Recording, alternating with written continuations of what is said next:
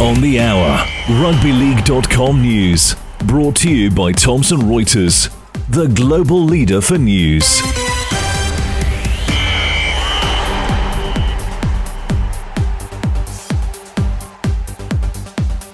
Coming up, Dolphins wipe out the Dragons to move into the top 8 after the Storm beat the Cowboys. Kangaroos on the lookout for a new coach with Big Mal heading across the Nullarbor. And after 2 months out, George Williams set for Challenge Cup final comeback. But first up, the NRL. End of the second of the Friday night matches, the Dolphins hammered the Dragons, racking up the half-century in Brisbane. In fact, they won by 50 points. Full-time score at Suncorp Stadium. Dolphins 56 and George Illawarra 6.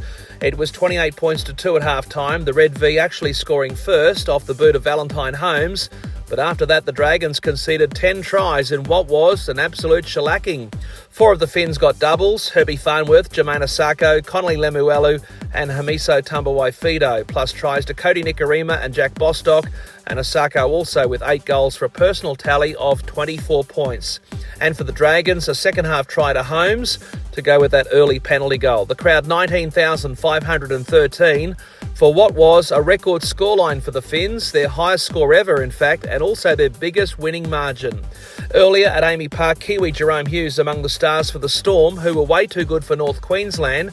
38 points to 14 the final score. It was Melbourne up 18-4 at the break, after playmaker Hughes helped himself to a first-half double.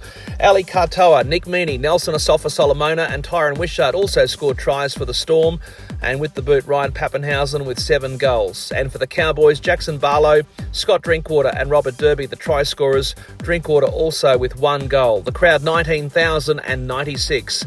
And on the back of those Friday night results, the Storm now second on the table and the Finns into the 8, and the Dragons now outside the 8.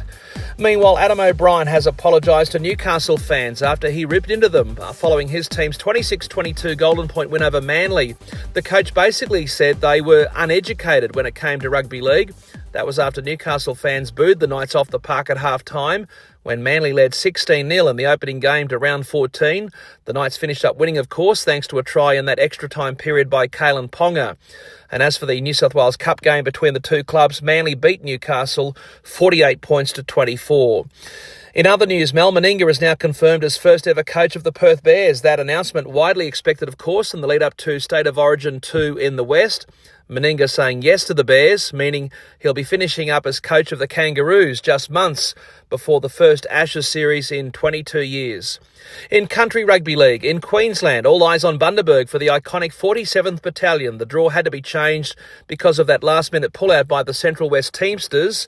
The first time we understand that's happened in the history of the famous competition, which began back in 1971 after the late Peter Marsalis, a Greek-born Australian soldier in World War II, donated the trophy with his battalion based in the Wide Bay. And in the northwest of the Sunshine State, excitement builds in the rugby league crazy mining city of Mount Isa after we announced that rugbyleague.com will be coming to town to call the grand final on June 22.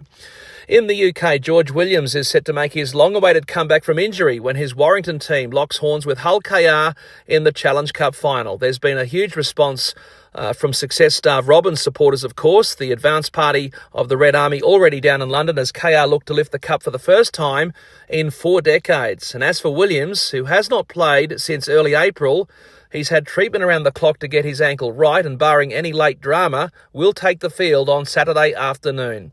Meantime, Featherston Rovers head coach Paul Cook has told the BBC his players must embrace the pressure of playing York Knights in the final of the 1895 Cup, in keeping with what's happened previously, but still a little unusual for many observers, including us Antipodeans. The championship teams will go head-to-head at Wembley after the Women's and Men's Challenge Cup finals.